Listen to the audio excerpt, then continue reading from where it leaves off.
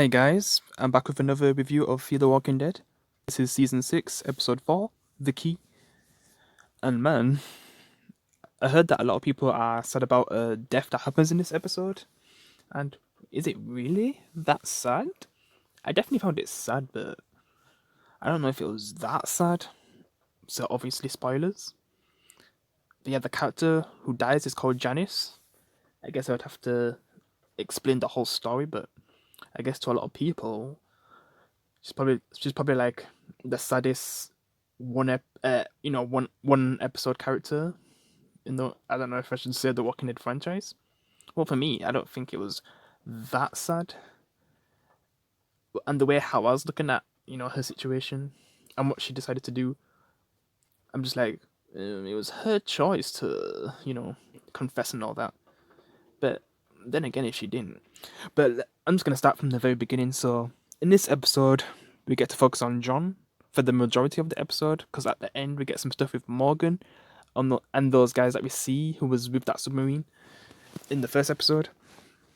But yeah, we're just gonna talk about the John stuff, which lead into the Johnny stuff, and then Strand comes into the episode as well, since he has a lot of power right now from what happened in episode 2. But yeah, so yeah, John, like, this situation kind of reminds me of when Rick's group made it to Alexandria, and some of them got walls from their past. Like Rick, he became like a sheriff again. And that's basically what happens with John in this episode. He gets to be a cop again. And it definitely took me back to season 5 of The Walking Dead. When Rick's, doing some investigating, with Pete, who's, beating his wife.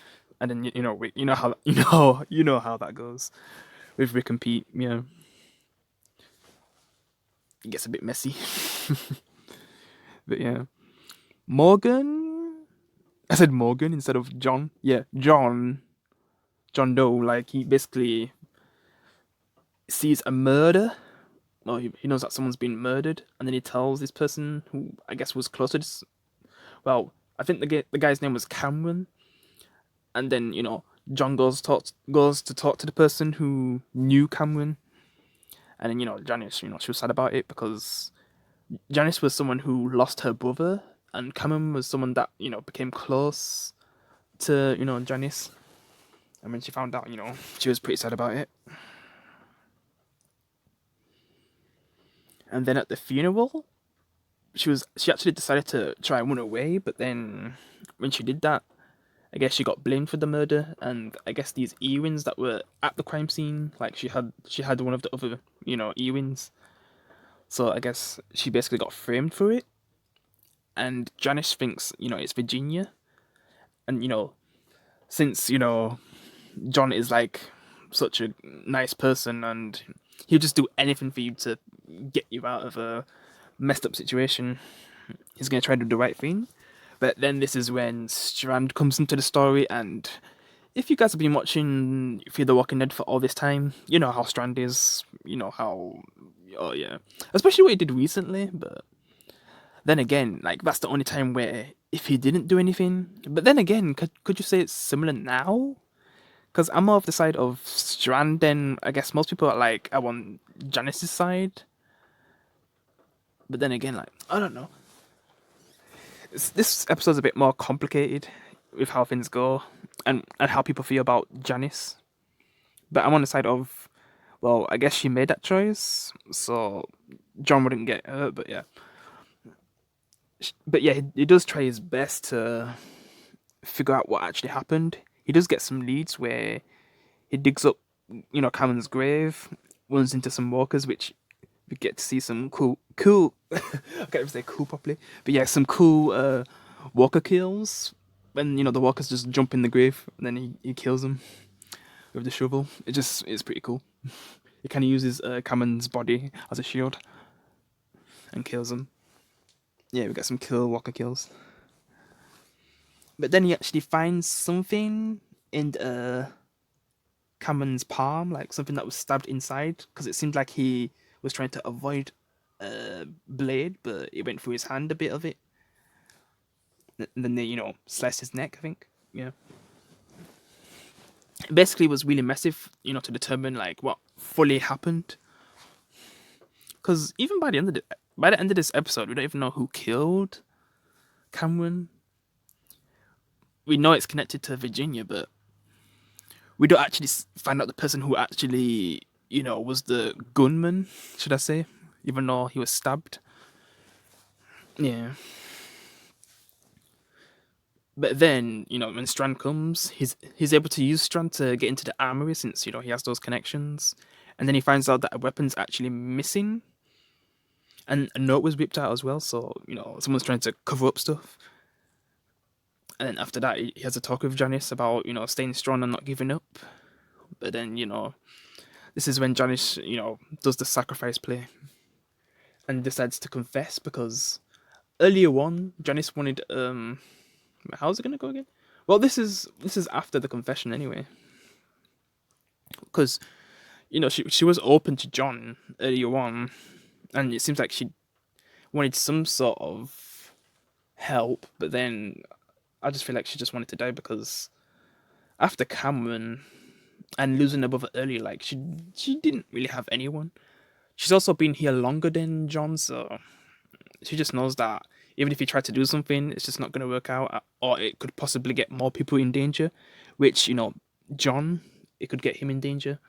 But since he's such a nice guy and he's determined on his, like, basically the examples that his father set him, which we do get some information on his father in this episode, which was cool, with how his father was in a similar situation where he wanted to do the right thing, but it cost him, himself in a way. And let's just say things went downhill for his father. And John could be doing the same thing by trying to save Janice, which could get him in trouble and stuff. Possibly getting Jun killed, which we'll talk about Jun, later at the end, since they do something with her. But I think this is why, in the end, Janice wanted to confess, so no one else got hurt because, like I said, like she's been here for the longest time and she's seen all sorts of things and how things actually go in this place. You can't beat Virginia since she's the boss, and she will always find a way to put you down on others as well if they try to help you. And Strand, oh yeah, this is when, oh man, I don't even know what to think about Strand. Like, it's kind of mixed. There's a side of me which, he was right to do this, which, what Strand basically does is moves up Janice's execution because she's going to be executed for Cameron's murder since she's getting framed for the murder. And by doing this, her execution's moved up, and when, John wants to next talk to her, this is when it gets pretty dark. I have to say, this was a dark scene. You basically see walkers chewing up her body, and John's killing them, and then you see the other half of her body with her mouth tied up. Man, just the way how they killed her. It was like a combination, like, people killed her, and then the walkers were just eating her remains. Like, it's just so messed up. Like, the way how you just have to see the scene to know how messed up it looks. Yeah, it's pretty sad. And John's reaction as well, damn. Yeah. Because he tried so hard to save her. And I guess I could see why people are saying this is a pretty sad death. But I don't know, I don't know. I prefer... Wait, I can't say prefer, that's not the right word. I found Isaac's death more sad than hers since she chose to give up. But then maybe but most people right now are viewing it as a sacrifice, which it is. Yeah, it is a sacrifice. But it's also a choice that she made at the same time. And if she didn't make that choice, who knows what John would have did. Well, we already know where he was gonna go with this. Maybe try help her break out, and that's probably what he was planning to do the next time he's seen her. But everything that happened. Also, yeah, John had to put her out of her misery since she was a walker. Yeah, that was a pretty sad scene. But yeah, Strand is basically the reason why. Could you say she's the reason why she dies? At that point, yes, it is Strand, since he said that she was like a flight risk, so Virginia just executed her. we don't get to fully see the execution. We just see what the walkers are doing to her afterwards. Because Virginia did kill her, Janice, and then the walkers was just eating her up afterwards. Yeah, such a messed up death. Because there's human kills, like Glenn from Negan, and then there's Walker kills like Noah, which, oh god, just thinking about that Noah kill back in The Walking Dead when Nicholas got Noah killed. Oh god, and those walkers, oh my god, just biting off his jaw and everything. Oh no, that's like the worst Walker death. And then there's this one where what combines both of them together. Oh, it was really sad. Yeah, I still find Isaac's death more sad because he was trying to get help to so his wife could give birth because he couldn't really do it alone. He wasn't able to make it back, so he got help from Morgan to basically help out the wife because something might have went wrong if she was by herself trying to give birth. And everything he did to make sure Morgan got there, and knowing that he died afterwards. Yeah, Morgan didn't even get to say goodbye as well. I don't know. I just found that more sad, but it's just the final moment that I felt like was really sad for Janice, man. And you gotta, respect her for what she did for, John. Because, like, she wanted John to escape because she already told John about the stuff that she had ready to escape with, like a bike and, fuel and everything. And maybe he could find June, but if things went like that, maybe something might have went wrong and both John and, June would have got killed, possibly. So that's why she decided to confess and be executed. And I guess I see why people see that death to be really sad, even though it's like a character that was only in one episode. I don't know if she was in the previous episode, because if she was, then she got a little screen time, but I think it was just this episode anyway. But yeah, it definitely was pretty sad at the end. Yeah. But to say that it's the saddest death like from season 3, like back then, like it hasn't been. And which death is the saddest death in season 3? Like the dad's death, if that's what people are saying, or that's what I've heard from one place anyway. Like it's the saddest death since season 3. But yeah, I'm sorry, but I found Nick and Madison. Well, Madison, like Madison's the death where I was angry instead of sad, and then Nick's death, I guess I was sad, but yeah, I also didn't want him to go at the same time. And when I found out that the actor actually quit the show, yeah, definitely made it less sad since he didn't want to stay. Just imagine if he stayed, like the cool stuff we would have got with Nick and Morgan, but they had to probably like mix some of that with Alicia and Morgan instead. Yeah. But yeah, Strand. What do you guys think of Strand? Would you view him as a villain now? I don't even know what to view Strand now, but I do agree with him. I mean, I do agree with what he decided to do because possibly, John and June would have got killed from his choice. Like, especially if he went to go help, June, or say like John helped her escape. I don't know how it would. I don't know what John's plan fully was, but yeah, just the side way he moved up the execution. Man, thinking about it in that way, it's hard to have a full opinion on Strand right now for me. It's a bit complicated. It's kind of hard to explain because I do agree with what he was trying to do, but then it's just kind of messed up how things went. And I think fans might be hating Strand right now. Some fans. It's just I just got mixed views of Strand right now, especially with what he did last time. But if he didn't do that, maybe Alicia would be dead right now. So to a degree, I do agree with what he did, but then it's just to someone who's innocent compared to that coward. So yeah, that's the thing. That's the best way to explain it. Like when he made that coward get killed, I don't know, it just wasn't as bad. But getting the innocent killed, that's kind of stepping the line. But then if he didn't do it, John would have got in a lot of trouble for what he was going to do. And that's the best I can explain it right now.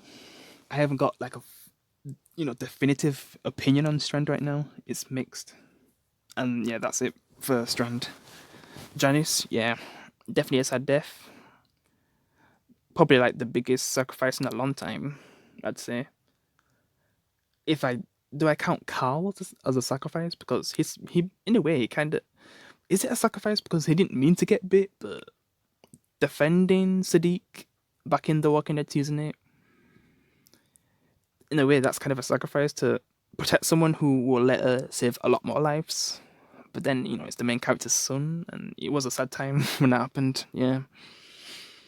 Could I say it's the saddest death since then? Saddest sacrifice death, I'd say. And since, Wicked didn't die, then yeah, I'm gonna say that. Yep. I'd say it's the saddest sacrifice death in the Walking Dead universe since, Carl's death. And just all those things that Carl did before he died, writing all those letters, taking pictures with his sister, just everything. Yeah. But yeah, that's my thoughts on the Johnny situation. Then at the end, Morgan gets attacked by those guys, like they wham into his car. The guys from at the end of the first episode, those people who was writing that thing on the submarine. They basically attack him, but with Morgan's new weapon, he just quickly kills them. And for some reason, I thought like the weapon was gonna be a bit slower, but I realized that he combined his staff with the new weapon, the axe.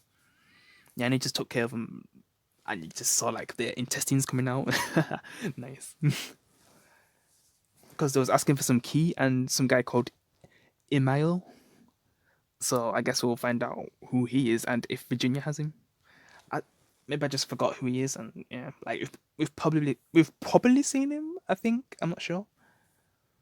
We'll probably see him soon, like when they mention his name again. So, but yeah, they were trying to get the key from Morgan, and then Morgan just like after he kills him, like, what do you unlock? And obviously, my first thought is the submarine, but I don't even know if Morgan knows about the submarine yet. Probably not. But yeah, we'll see where that leads, and that's it. But I'm forgetting one more thing. The aftermath after John, like how John's feeling afterwards. Yeah, because he basically gets a medal for trying to help her, but then John knows that Virginia, set everything up, so he wasn't happy about that, and he just looks depressed afterwards. And then magically John appears, which that's so random. She probably knew like how John was feeling, so John was feeling, so she sent John over, so they're together now, and that would make him happy. But we'll just see. Like, there's no way he's gonna let this go, just because he sends the love of his life. No way. So yeah, we'll see where that goes.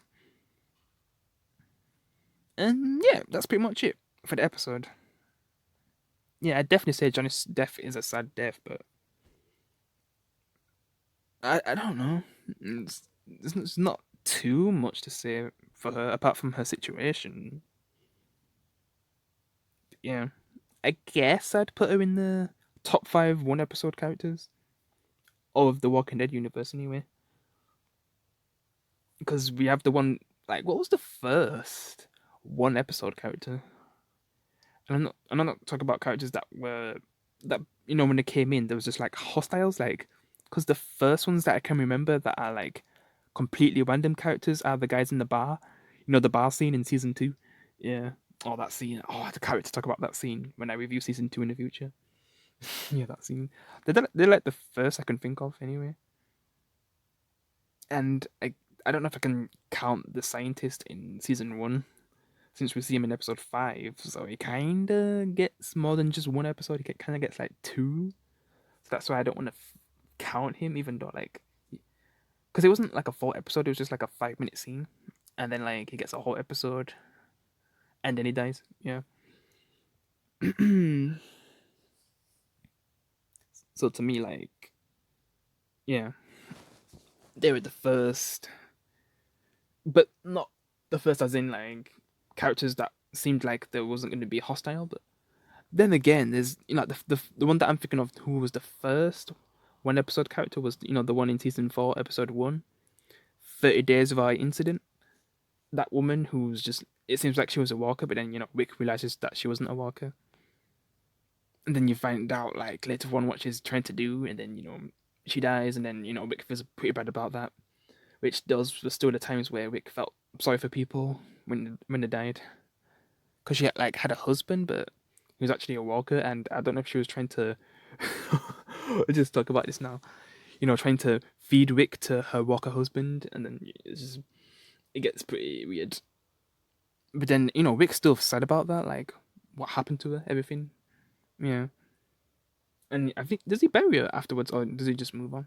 I think he just moved on anyway.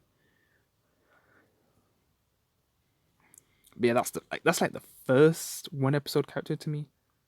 I can't think of one in season 3, so yeah, she's the first. And yeah, since I'm talking about randomness, I should just end it here. I'm gonna be watching The Mandalorian next, season 2. Let's go. I doubt we're gonna see Ahsoka in the first episode since she's supposed to be in this season, and it'd be good to see Baby Yoda again. But yeah, that's it for now, guys. I'll see you in the next one. Peace. With